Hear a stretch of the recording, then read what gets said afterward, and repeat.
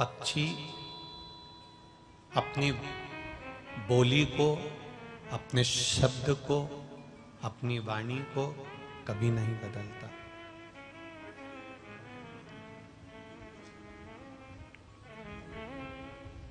पक्षी अपनी वाणी को, अपने शब्द को कभी नहीं बदलता। बैतूल में जैसी कोयल बोलती है, वैसी की वैसी हमारे सीहोर में भी बोलती है। बोलो री जी सही है। और तुम अपने मायके में जाकर सुनना, जैसी बैतूल में बोल रही वैसी तुम्हारे मायके में भी बोल रही। कश्मीर से लेकर कन्याकुमारी तक कोयल एक जैसा बोलती है। बोलो री बोलो जी। डिजाइन चेंज करती है? नहीं।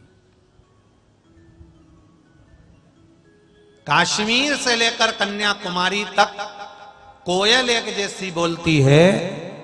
कश्मीर से लेकर कन्याकुमारी तक शेर एक जैसा बोलता है, कौवा एक जैसा बोलता है, मेंढक एक जैसा बोलता है।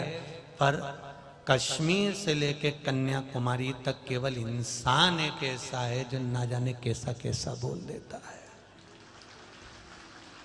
इसका भरोसा। उनका शब्द और अपने शब्द में अंतर है।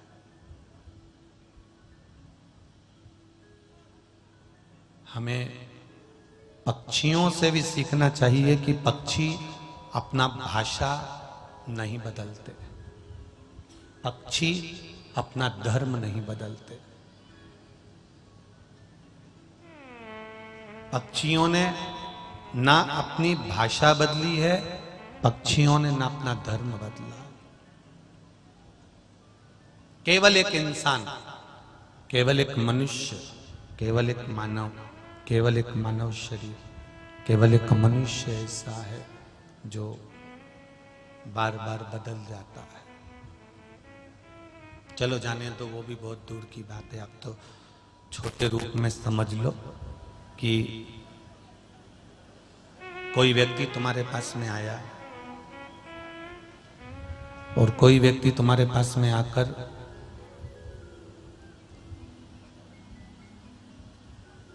तुमसे 50,000 रुपए उधार लेकर चला गया। समझना जरा भाषा, कितने हजार लेकर गया? जम के बोलो जरा। 50,000 रुपए तुमसे उधार लेकर गया।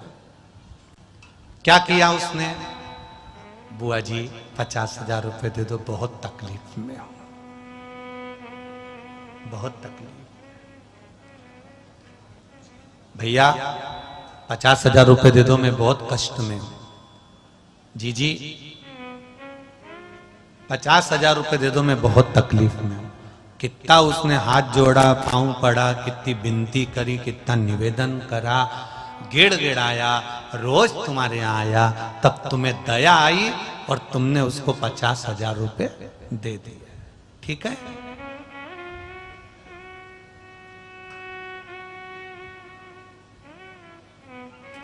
अब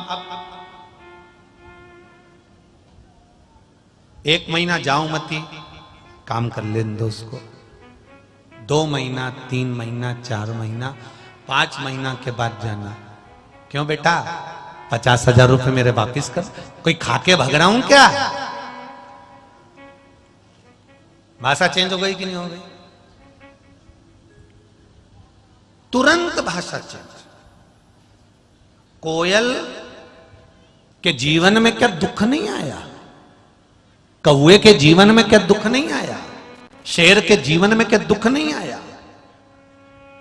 अगर कोयल के जीवन में भी दुख आता है, कभी कभी पंख में लग जाता है, कभी चोंच में लग जाता है, कभी शरीर में कष्ट हो जाता है, इसके बाद भी रहने के लिए घर नहीं होता, पानी पड़ जाता है तो भी कोयल बोलती है, गर्मी पड़ती है तो भी कोयल बोलती है, ठंड पड़ता है तो भी कोयल बोलती है।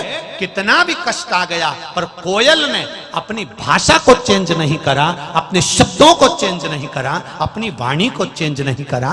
केवल एक मनुष्य ऐसा है थोड़ी थोड़ी देर में ये अपनी वाणी को चेंज कर लेता है, बदल देता है, तुरंत शब्द को चेंज कर देता है। केवल एक मनुष्य काम पड़ा आपसे तो आपके आगे हाथ जोड़े हैं, भैया जी 5,000 दे दो, 50,000 दे दो, 25,000 दे दो, 50 है। और जब तुम्हें लेने का समय आया तब धाड़ कर बोला कोई खाके बग रहा हूं, दे दूंगा, सबका चुकाया, तुम्हारा भी दे दूंगा, आपस के संबंध खराब मत करो, चलो यहां से जाओ, जब आएगा देखा जाएगा। कितना जब आया था तो हाथ जोड़कर आया था। केवल कोयल ने दुख के समय पर भी अपनी वाणी को चेंज नहीं करा, शेर ने चेंज नहीं करा, कौवे ने चेंज नहीं करा। एक पक्षी अपनी वाणी को, अपने शब्द को, अपने धर्म को कभी नहीं बदलता। केवल बदलता है तो ये केवल एक ये बना है ना, या मानव का शरीर, ये बदल जाता है। इसने जरा सा दुख आया वाणी चेंज, जरा सा सुख आया वाणी चेंज। अभी भगवान से कह रहा था प्रभु कृपा कर दो, मैं बहुत परेशान हूं। भगवान ने इसकी नौकरी लगा दी, सर्विस लगा दी। अब सर्विस लगने के बाद ये तो दूसरे को नहीं गिने, वाणी चेंज, शब्द चेंज।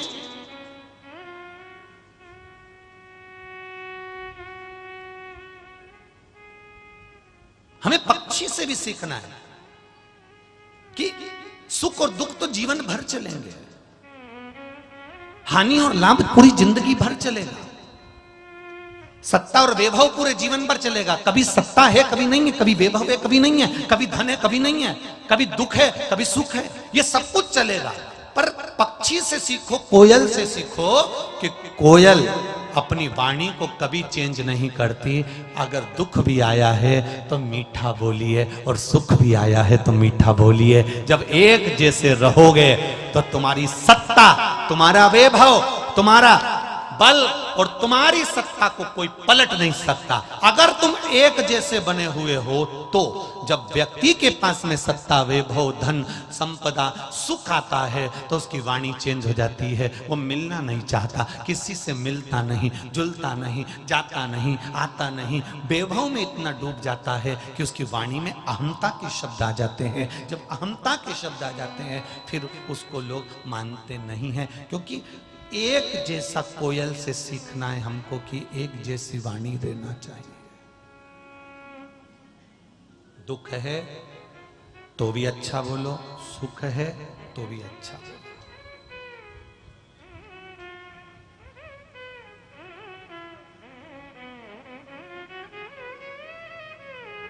एक एजेंसी थी, दूसरी एजेंसी ले ली। एक गाड़ी थी, दूसरी गाड़ी ले ली। एक बंगला था, दूसरा बंगला ले लिया।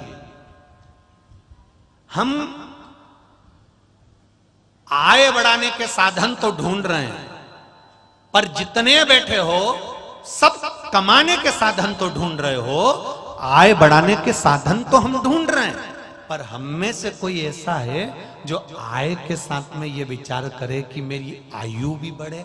क्योंकि आय बढ़ जाएगी, धन बढ़ जाएगा और उम्र कम होती चली जाएगी। तो ईमानदारी से बताओ, वो डनलप के गद्दे पे कौन सोएगा? एसी के रूम में कौन सोएगा? 25 लाख की गाड़ी में कौन घूमेगा? जब आय बढ़े तो आयु बढ़ाने का प्रयास करना कि आय तो मेरी बढ़ गई, मेरे 4 पेट्रोल पंप हो गए, गाड़ी हो गई, बंगला हो गया, जमीन हो गई, जायदाद हो गई, सत्ता हो गई, वैभव हो गया, मेरे पास में इतना वैभव हो गया, इतनी सत्ता हो गई, इतनी गाड़ी हो गई, पर अब मेरी आयु कैसे बढ़े? तो याद रखना, आय बढ़ाने के साथ में आयु बढ़ाने का विचार करना। और आयु केवल एक चीज से बढ़ सकती है, वो है गरीब से गरीब, साधारण सा साधारण व्यक्ति के जीवन में काम आना सीख जाओ, आपकी आयु बढ़ना प्रारंभ हो जाए। आप साधारण से साधारण व्यक्ति के दुख में शामिल होना सीख जाओ, आपकी आयु बढ़ जाएगी।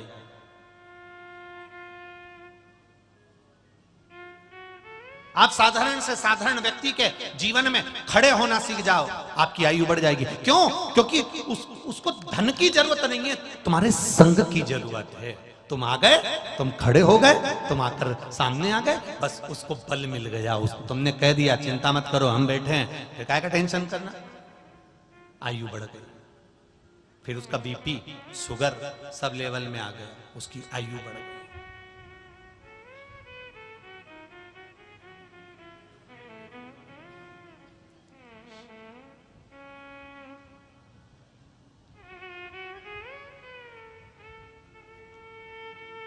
कई लोग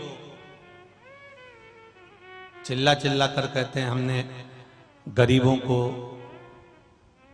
भोजन दिया, या हमने गरीबों की बेटी की शादी कराई, या हमने गरीबों के लिए ये करा। शिव महापुराण की कथा कहती है पहले तो गरीब की परिभाषा बताओ कि गरीब कैसा होता है। बहुत ध्यान से सुनना रे बैतुल वालों, मां ताप्ती की ये पावन शिव महापुराण की कथा चल रही है। मेरे भोलेनाथ ने, मेरे परमात्मा ने, मेरे शंभू ने संसार में जब जन्म दिया तो किसी को गरीब बनाकर पैदा नहीं करा था, उसने तो केवल अपना बनाकर पैदा करा था। ये तो हमारे कर्म की गति है जिसके कारण थोड़ा धन है थोड़ा नहीं है, पर बनाया तो उसने ही था, उसका दिया हुआ। आप इतनी माताएं बैठी हैं, इतने सारे भाई लोग बैठे हैं, जिस कमरे में तुम सोते हो उस कमरे में गेहूं की टंकी, चावल की टंकी, टूटा हुआ कूलर, बेकार वाली वॉशिंग मशीन, सड़ा हुआ मिक्सर, टूटा हुआ पलंग, फटे हुए कपड़े, फूटे हुए बर्तन, बेकार वाली झाड़ू, टूटा हुआ मटका, अटाला का सारा सामान। आप में से कितने लोग हैं जो अपने सोने वाले कमरे में रखते हैं? कोई रखता है? अरे जम के तो बोलो। नहीं, आप अपने कमरे में हमेशा अच्छी चीज रखेंगे। गुलदस्ता, फूल, फोटो, आपका फोटो, अपना फोटो, पति का फोटो, संसार का जो कुछ भी रखोगे, अच्छी क्रीम से क्रीम चीज, अच्छे से अच्छी चीज आप अपने कमरे में रखते हो। कोई अटाला अपने कमरे में नहीं रखता। जब आप अपने कमरे में अटाला नहीं रखते तो भगवान अपनी पृथ्वी पर अटाले को क्यों रखेगा? वो भी नहीं भेजता अटाला। जित्तों का जन्म देता है मेरा परमात्मा, कोई अटाला नहीं है, कोई गरीब नहीं है। जो छाती ठोक ठोक कर कहते हैं कि हम गरीबों की 50 बेटी की शादी कराएंगे, 40 बेटी की शादी कराएंगे, 70 बेटी की शादी कराएंगे, उनको कहने से पहले सोचना चाहिए कि गरीब कौन है, गरीब की परिभाषा क्या है।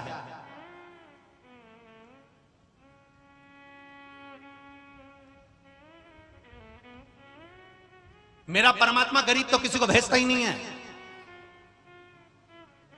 5-5 लाख की एक एक किडनी देकर भेज दिया, बेचिया 10 लाख इकट्ठे हो जाएंगे। जा अभी बन गया अमीर, एक एक आंख बेचिया 2-2 लाख की, 4 लाख इकट्ठे, 14 और बचा है शरीर में बहुत कुछ। कितना दिया उसने? करोड़ों की पूंजी देकर भेजा है। और उसके बाद कहीं का कह दे कि हमने गरीबों के लिए ये करा, हमने गरीबों के लिए वो करा। गरीब कौन? पहले तो गरीब की परिभाषा तो बताओ कि गरीब की क्या है। गरीब की बेटी की शादी करी। शिव महापुराण की कथा में स्वामी विवेकानंद का चरित्र आता है। वैष्णो देवी की सीढ़ियां स्वामी विवेकानंद जी चढ़ रहे हैं, और स्वामी विवेकानंद जब वैष्णो देवी की सीढ़ियां चढ़ रहे थे, एक किसान, एक साधारण सा व्यक्ति अपनी बेटी को कंधे पर बिठाकर वैष्णो देवी की सीढ़ियां चढ़ रहा था। स्वामी विवेकानंद ने कहा, बाबा तुम्हें बेटी का बोझ लग रहा होगा, तुम्हारी बेटी को मैं अपने कंधे पर ले लेता हूं बाबा, आओ मैं इस बेटी को अपने कंधे पर ले लूं बाबा। स्वामी विवेकानंद ने कहा, आपकी बेटी को मैं कंधे पर बिठा लेता हूं बाबा, तुम्हें वजन नहीं लगेगा। उस बाप ने बेटी को कंधे पर बिठाकर पलटकर स्वामी विवेकानंद जी को जवाब दिया, जिस बाप को बेटी बोझा लगती हो वो बाप नहीं हो सकता। बेटी बाप पर कभी बोझ नहीं होती महाराज, और बेटी का बाप कभी गरीब नहीं होता, वो करोड़पति होता है, क्योंकि लक्ष्मी जैसी बेटी पाई है उसने। तो ये कहना बंद कर दो कि गरीबों की बेटियों की शादी करी, गरीबों की बेटियों की शादी करी। जिसकी बेटी है वो करोड़पति है, क्योंकि लक्ष्मी जैसी पूंजी पाई है उसने बेटी के रूप में। बेटी के रूप में ताप्ती जैसी बेटी पाई, नर्मदा जैसी बेटी पाई, गंगा जैसी बेटी पाई है उसने। उसने साधारण नहीं, माहिल्या जैसी बेटी पाई है उसने। बेटी का बाप कभी गरीब नहीं होता। अगर बेटी देने वाले ने बेटी दी है तो विवाह का खर्चा भी वही उठाने की सामर्थ्यता रखता है। कब उठा लेगा मालूम नहीं पड़ेगा। तुम ये क्यों कहते हो कि गरीबों की लड़कियों की शादी कर दो? हमने 50 गरीबों की बेटियों की शादी करी, हमने 100 गरीबों की बेटियों की शादी करी। कौन गरीब? संसार में गरीब कौन? उसको पहचानो तो। मेरे महादेव की कथा कहती है, देवादिदेव महादेव की कथा कहती है, संसार में परमात्मा कहते हैं मैंने किसी को साधारण बनाकर नहीं भेजा, अगर मेरी पृथ्वी पर उसको रखा है तो कीमत वाला बनाकर भेजा है। बस उसको मैंने हीरा बनाकर भेजा है। थोड़ा सा उस पे पानी पड़ेगा और हीरा चमक जाएगा, थोड़ा सा कर्म का प्रभाव करेगा, थोड़ा सा मेहनत करेगा, थोड़ा सा काम करेगा, थोड़ी सी कर्म की गति को बढ़ाएगा, थोड़ी सी मेहनत बढ़ाएगा, तो वो हीरा चमकने की सामर्थ्यता छोटे से छोटे बच्चे में भी है। उसको चमकाओ। भगवान ने सबको हीरा बनाकर भेजा, तुमको चमकना है तो थोड़ी मेहनत करना पड़ेगी, कर्म करना पड़ेगा। तुम सोचो कि केवल महादेव बाबा पर मैंने जल चढ़ा दिया और काम नहीं करूं, मैं तो घर में पड़ा रहूं, तो नहीं। शंकर भगवान पर अगर जल चढ़ा रहे हो, महादेव को जल चढ़ा रहे हो, एक बेलपत्री भी चढ़ा रहे हो, तो कर्म के साथ चढ़ाओ कि मैं मेहनत करूंगा, मेरे महादेव की कृपा मुझ पर बरसेगी, यह मेरा विश्वास कहता है। भरोसा सब पर करो, मना नहीं, पर विश्वास मेरे महादेव पर करना, वो डूबने नहीं देगा।